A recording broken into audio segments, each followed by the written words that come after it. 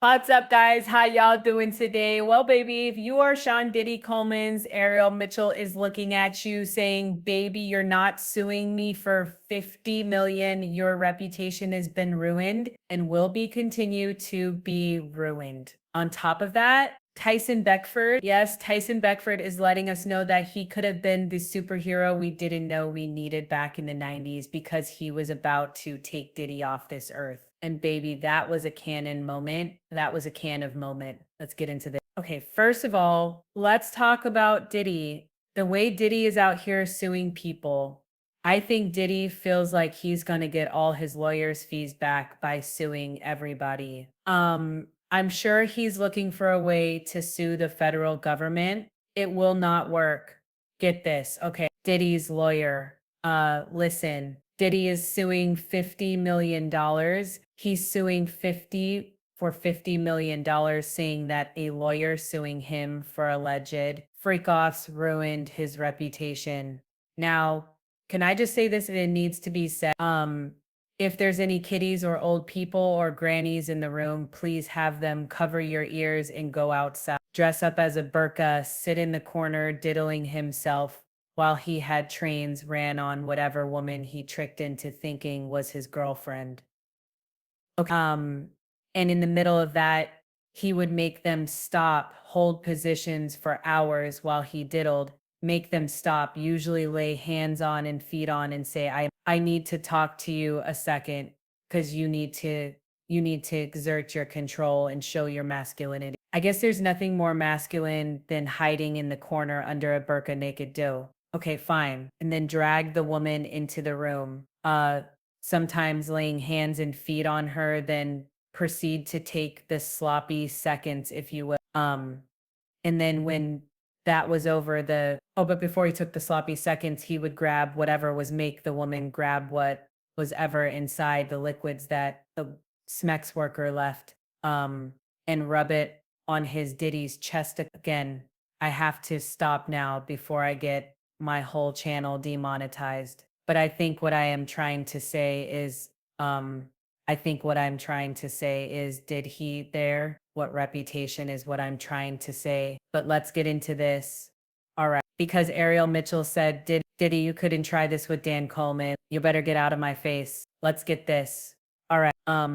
They're saying that Ariel Mitchell asks a judge to dismiss Diddy's $50 million lawsuit, citing the federal seizure of alleged tapes as validation. They said Diddy is facing a new legal hurdle in his $50 million defamation lawsuit after Miami-based attorney Ariel Mitchell asked a federal judge to dismiss the case. Ariel, who appeared on News Nation's segment with Courtney Burgage, is accused by Diddy of helping spread what Diddy calls outrageous lies about his alleged involvement in Smex crime. The lawsuit filed in January also names Courtney Burgers and Nexstar Media, owner of News Nation, as co-defendants. He thinks he's gonna get all his legal fees back by suing these people. Burger said during an interview that he received 11 flash drives from the late Kim Porter, which he said contained videos of celebrities participating in freak-offs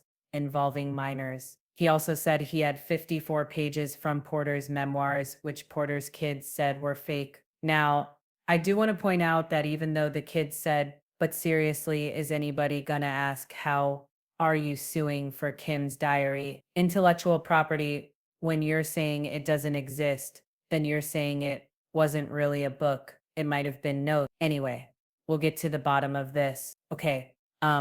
He says he has 54 pages. Now, these 54 pages could have been printed out from anywhere. Area's attorney, Stephen Metcalf, argued that her appearance on the program did not include any defamatory statements, and her role as an attorney shields her from liability. They said in addition to performing her role as an attorney for matters involving the preparation of litigation or for pending litigation such as vicarious attributions concerning defendant Mitchell violate First Amendment principles. Okay, they're doing the Alex Burrow thing where they're starting to sue lawyers for representing people because they realize they can't stop everybody from suing. So they're going to try to scare lawyers against from representing people. Again, I'm confused. Did he how this helped you? Photos and videos were produced leading to a federal subpoena on this specific material, and the government or members of the Senate district acted in a manner to take possession of said materials, and thus the government essentially vouched for his existence of said material.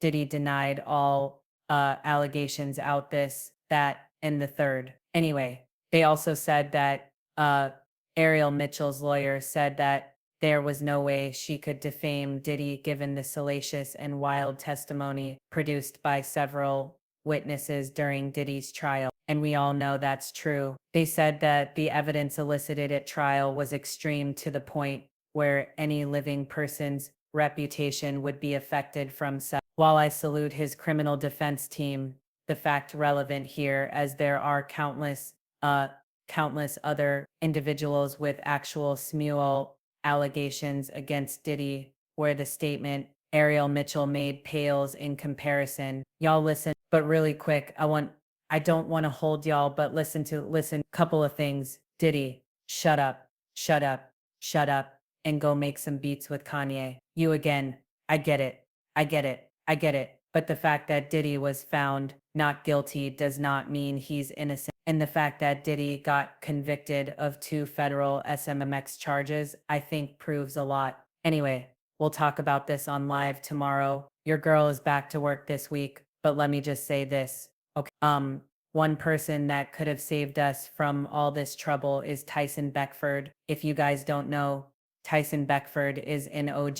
He has lived life, honey. He was an OG supermodel, as you guys know. He also was one of allegedly the members of one of the most notorious Jamaican street gangs in New York and maybe he has stories to tell. I'm waiting for him to get a Netflix deal or write a book or do something. But honestly, listen to this story because this is the man that Diddy, this is the man. This is a story about a man named Diddy that is suing people for his reputation being ruined. You mean your fantasy? We thought you were Cliff Huxtable and found out you was really Bill Cosby. Anyway, listen to this story. Want to tell a story about how we got into it in the street. And it's a real street story because I was standing in front of the tattoo parlor talking to a friend of mine, which I thought was my friend. And Groovy Lou pulled up with some girl because, you know, that back then, Bad Boy used to be around the corner from 5th and 19th or 20th Street, somewhere around there. So, you know, I'm minding my business. He come up with this girl and like, yo, take a picture with my friend. I said, yo, my man, I'm having a conversation. He was like, what you mean? And start getting tough on me. I said, yo, Lou, don't talk to me like that. Come on, we both. And he was like, nah, I talk to you whatever. I was like, no, bro, this ain't happening. So then he swung on me and yes. And I went back like this. I said, I looked at my friend. Oh no, he didn't. So we got a fighting and I got to beating the brakes off that man. And then an NYPD officer came by on a motorcycle and we stopped. If you look, I got a slice right here. So that's why I got that. I got 6 stitches in the top of my head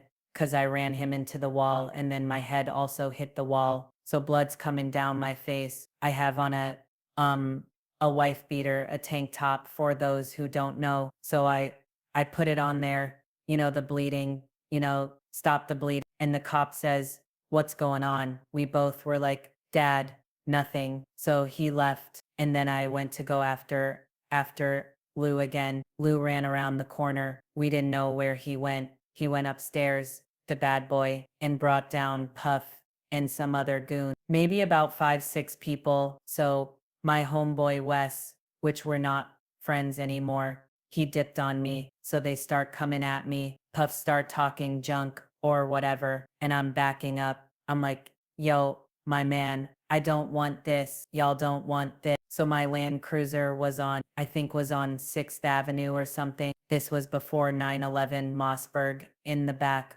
which, trust me, I know why I needed it. So I went to the back, opened the Land Cruiser, cocked it. I said, look, I only got 5 in here. Puff, you gonna get it first. And Big Man, you gonna get it first. The rest of y'all, I'm gonna shower you with it. So that was, the gist of the whole story. Then Puff went and called my manager and he was like, yo ma, your boy. She said, yo, he's Jamaican. Leave him alone. He will done you.